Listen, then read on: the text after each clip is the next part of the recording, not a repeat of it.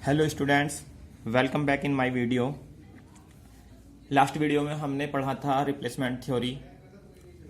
तो replacement theory में हमने पढ़ा था replacement of item which deteriorate gradually without change in money value. और आज हमारा टॉपिक है with change in money value.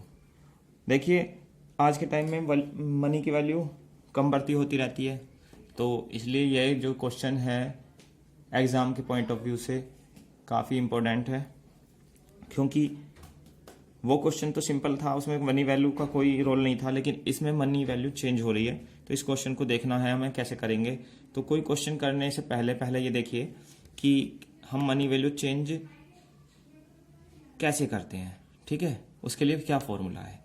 तो प्रेजेंट वैल्यू ऑफ RS1, अगर 1 रुपए की वैल्यू,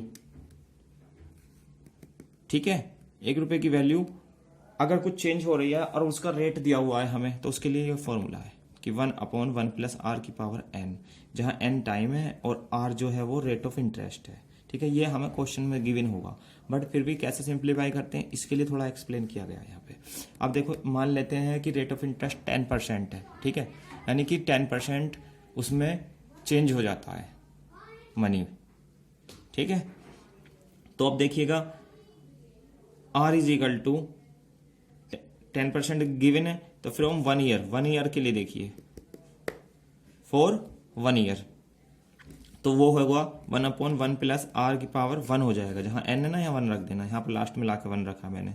तो 1 + R को ऐसे लिखना है, जितना भी रेट ऑफ इंटरेस्ट हो उसके अपॉन में 100 लिखना है। ठीक है, अगर बढ़ रही है तो प्लस और घट रही है तो माइनस। ठीक है, अब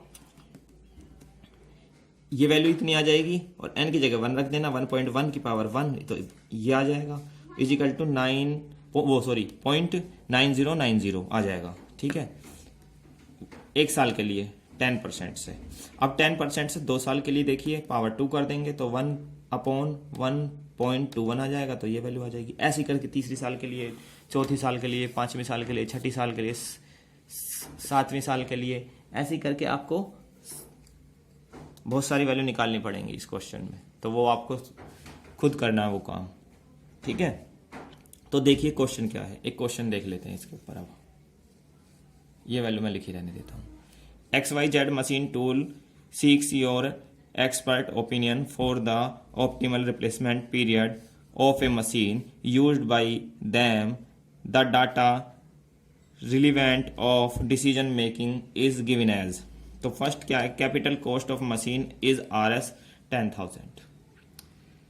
सेकंड है, operating cost is RS 500 in the first 4 year and then it's increase by 300 each year. देखिए, इसका मतलब ये हुआ कि पहले 4 साल के लिए तो 500 रुपये रहेगी उसकी ऑपरेटिंग कॉस्ट, लेकिन फिर 5वीं साल से 300 रुपये उसमें बढ़ने शुरू हो जाएंगे, जैसे 500 + 300। ठीक है, तो वो हो गया 800, फिर 300 ऐड कर दो तो 1100 हो गया। तो इस तरह से बढ़ते चले जाएंगे। ठीक है, और interest rate of the firm is 10% per annum. तो 10% पर एनम के हिसाब से उसने इंटरेस्ट रेट दिया हुआ है। ठीक है, अब देखिए, इस क्वेश्चन को करने के लिए हम एक टेबल का यूज करेंगे। ये टेबल बना लेनी है।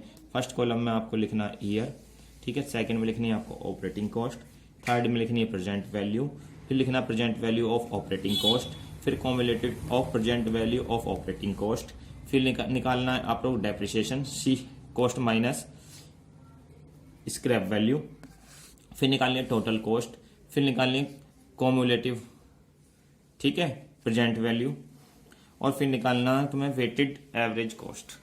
तो इसके लिए आपको ऐसी टेबल बना लेनी है। आप सबसे पहले ये देखिएगा कि हमें ईयर तो दिए नहीं गए हैं कि कितने साल तक की बात करनी है। तो सबसे पहले आप क्या काम करें, 10-12 ईयर लिख लेंगे यहाँ पे। ठीक है, आप 12 ईयर लिख लेना, 11 तक लिख लेना, 11 तक बहुत है। ठीक है, 11 ईयर लिख लेना आप। और फिर उसके बाद में अगला कॉलम है ऑपरेटिंग कॉस्ट। तो पहले 4 ईयर तो ऑपरेटिंग कॉस्ट 500, 500, 500, 500 रहेगी। उसके बाद 300 उसमें ऐड करने हैं, जैसा क्वेश्चन में कहा था अभी।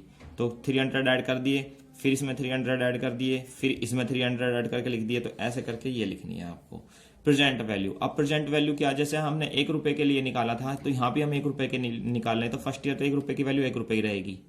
ठीक है, लेकिन सेकेंड ईयर जो है 1 रुपये की वैल्यू इतने % हो जाएगी, 10% बढ़ जाएगी, तो ये रह जाएगी 1 रुपये की वैल्यू।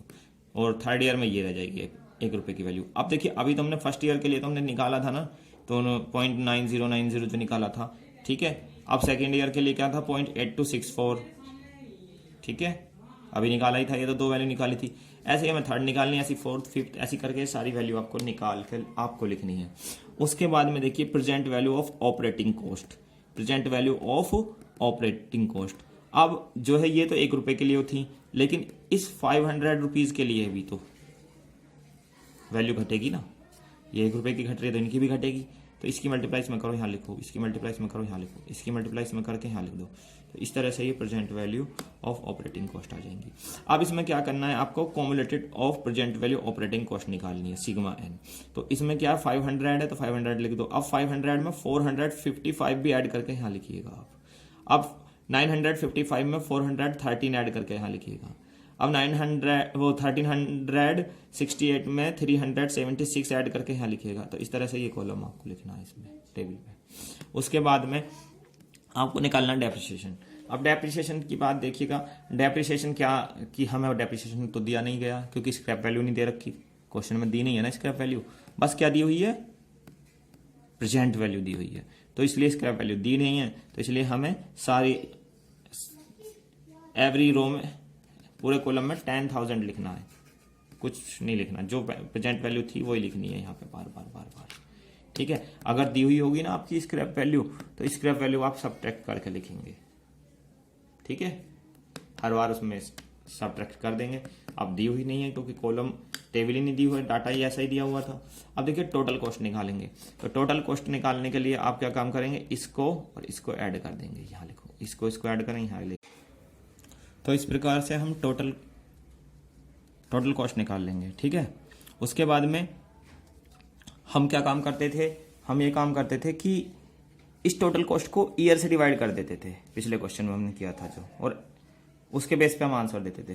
देखिए डिवाइड हम अब भी करेंगे, ठीक है, लेकिन हम डिवाइड किससे करेंगे, ये देखिएगा आप, डिवाइड हम ईयर से नहीं करेंगे, अब हम डिवाइड करेंगे कॉम्युलेटिव प्रेजेंट वैल्यू से। अब पहले हम कॉम्युलेटिव प्रेजेंट वैल्यू निकालना है, तो इसको ऐड करो, पहले 1 का तो 1 ऐसे लिख दो, और यहाँ पे जो दूसरे नंबर पे लिखना है इसको ऐड करके लिखना है, तीसरे नंबर पे जो लिखना है इन तीनों को ऐड करके लिखना है, चौथे नंबर पे जो लिखना है आपको इन चारों को ऐड करके लिखना है। तो ऐसे करके हमारी जो है क्या होगी, कॉम्युलेटिव प्रेजेंट वैल्यू क्रिएट हो जाएगी। अब उसके बाद ये जो टोटल कॉस्ट है उसको इससे डिवाइड करना, तो इसे जो है 10,500 को 1 से डिवाइड करोगे यही आएगा।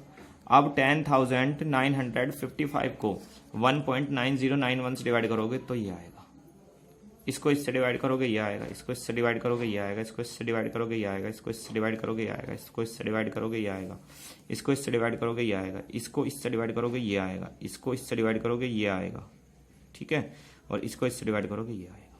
अब देखिएगा आप, वैल्यू घटती जा रही है, यहाँ भी कम हुई है, यहाँ भी कम हो गई, यहाँ भी कम हुई है ना, यहाँ भी कम, यहाँ भी कम हुई है, यहाँ भी कम हुई है, और यहाँ भी कम हुई है, यहाँ भी कम हुई है, ठीक है, यहाँ तक कम हुई है।